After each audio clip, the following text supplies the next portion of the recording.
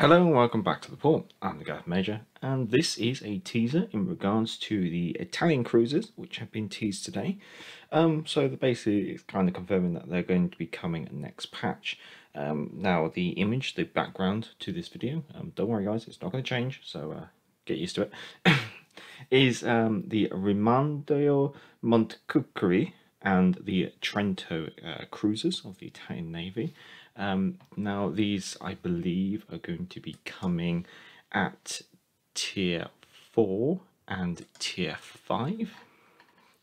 Now the Italian cruisers, it's only going to be the cruisers because at the moment in the PC version there are no tech tree destroyers or tech tree battleships. The only cruisers and battleships within the PC version of the game are premiums. Therefore, we're only expecting the cruisers. There might be some premiums chucked in there, but I'll give some more thoughts on that in regards to Wales Weekly, what I'm expecting next patch. Now, the Italian cruisers are going to be quite interesting, simply because of their ammunition. They've got their consumables and their ammunition types and things like that. So ammunition types, they're going to have armor piercing, pretty much like every other cruiser in the game. But they're not going to have high explosives. They're going to have a semi-armor piercing.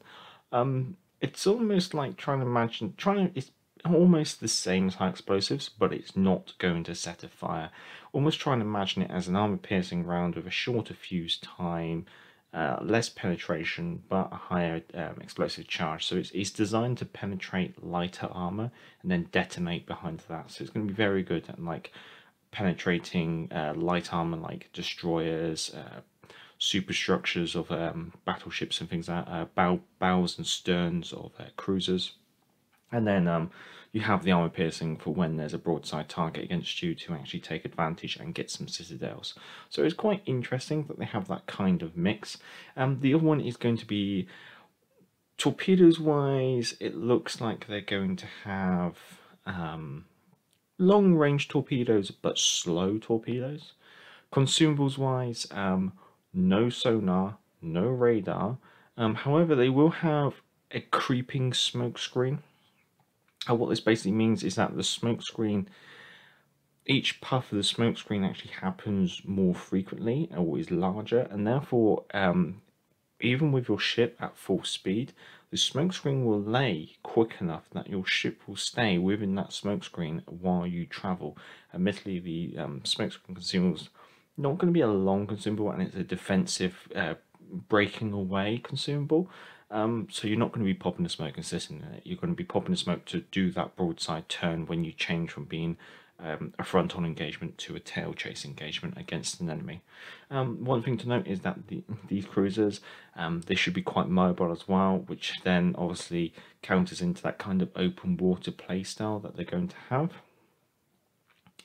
Now, going through them, now we're going to start off with what to expect at tier 1. So what we're expecting at tier 1 is the Nino Bixio. Italian's not my first language, so I do apologise if I butcher any of these pronunciations, but it's tier 1.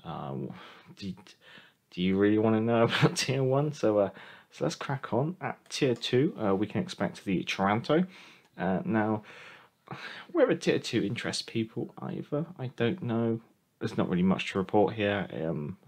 Cracking on to the tier 3. Now, I think the tier 3 is probably where people are going to start paying attention. And here we have the Alberto Di Giussano. Now, she's got 152mm or 6-inch guns in 4 dual gun turrets, 2 fore, 2 aft.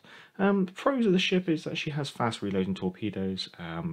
She has some good penetration capabilities of her guns, and she's fast and agile as well. Downsides are that she has slow main guns, basically a very low rate of fire, very slow reload, so that's something to bear in mind. You're going to have to be really conscious about what ammunition type you select. Also, the torpedoes are slow. That's something we've already covered off.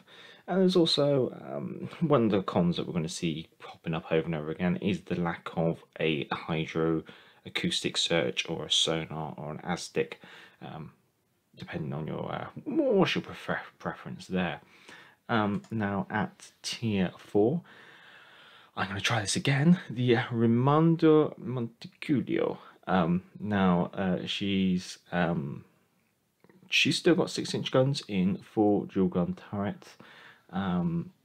Pros, again, fast, especially in a straight line. You can probably outrun some of the destroyers.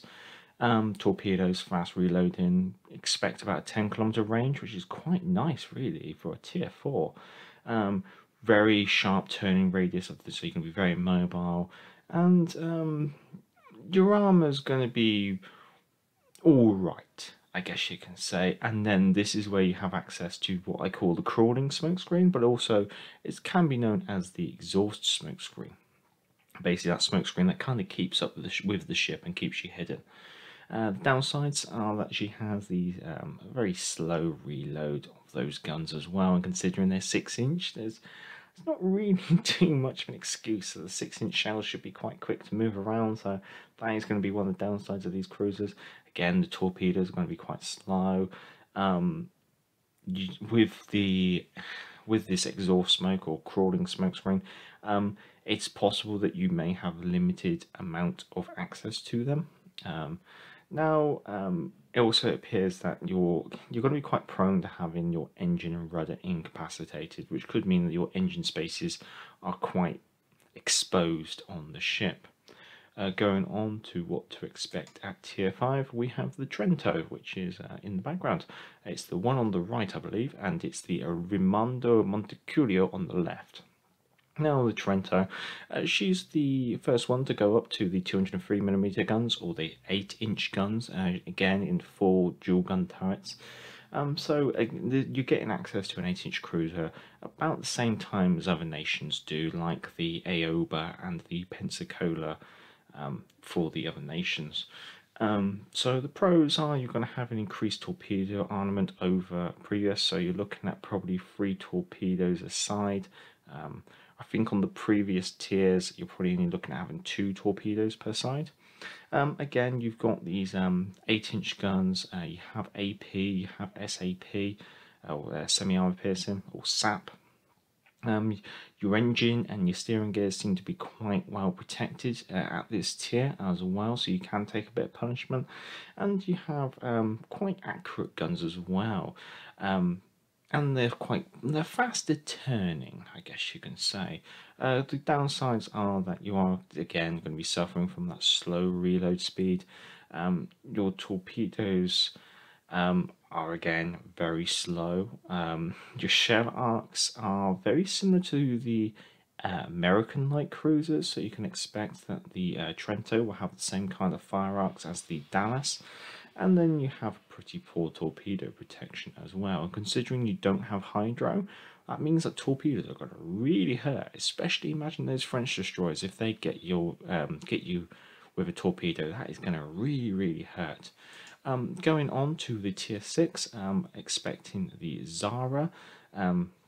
Now, she obviously retains having 8-inch guns, again in 4 dual gun mounts. So we're not getting lots of guns here, unfortunately, considering that the New Orleans were at 9 guns. New Orleans is getting 1 more gun, and then the Mayuku is 2, 4, 6, 7, 8, 9, 10 guns. So yeah, you've not got an abundance of guns, unfortunately, in comparison to the other 8-inch cruisers. You might be on par maybe with the French. I can't quite recall off the top of my head. No, there's not too much to report on this one, but I think what we can kind of continue to elaborate with some of the weaknesses and the strengths of this tech tree is that we are looking at having AP and semi-armor piercing, but a slow rate of fire, possibly decent turret traverse speed. You've got nice long-range torpedoes. What am I looking at here? You've got 3 torpedoes per side. Range about 12 kilometers. That's quite interesting. Then you've got quite decent maneuverability, looking at about 32 knots. But so it's just continuing those same kind of like buffs and pros and cons as per the others. Then going up to tier 7, we have the Mafi. Now she's again quite fast, well protected heavy cruiser. She's got 9 8-inch guns though, which is so you get more guns, and they're in 3 triple gun mounts. And pros wise, guns are going to be quite accurate. So you're going to be able to get punch at those long ranges, especially considering the legendary tier battleships coming in. You're going to be quite fast. You've got good torpedo range, or great torpedo range, I guess you could say, but their downsides will be their speed. Good torpedo angles, and because the torpedoes are quite slow, they're going to have quite low detection. You have access to that exhaust smoke or crawling smoke screen, although it's not crawling because it keeps up with you. If you're traveling at 32 knots, that smoke screen's going to be laying at 32 knots just in front of your ship. Now, the downsides, you're not going to have lots of access to these exhaust smokes, and there's some concerns in regard to armor here. Now, how these are going to be released into the game is always another question. Will it be early access, or will they drop the whole tech tree on us? I mean, looking recently, we've had the French destroyers released as early access. We've had the American light cruisers launched as early access. But then we've had them drop the entire British cruiser tree researchable for us. And we've had them do that with the German cruiser tree and the French cruiser tree. Whereas the French battleships, the German battleships, and the German destroyers have been early access. So I'm not quite sure which way they're going to go. I'm kind of hoping maybe they just drop the whole tech tree and let us grind through it. But if they hold it behind early access, they hold it behind early access, unfortunately. Well, that's just a quick cover of the Italian cruisers coming to World of Warships Legends. Obviously, take this with a little bit of pinch of salt, because this is just my best guess and just looking through what I can work out from the World of Warships PC game. If you've enjoyed the video, give it a thumbs up. If you are already subscribed, then I'd like to say thank you, guys. And if you enjoy this kind of content and you're not subscribed, feel free to subscribe. Until next time, I'm the Gareth Major, and back to the port.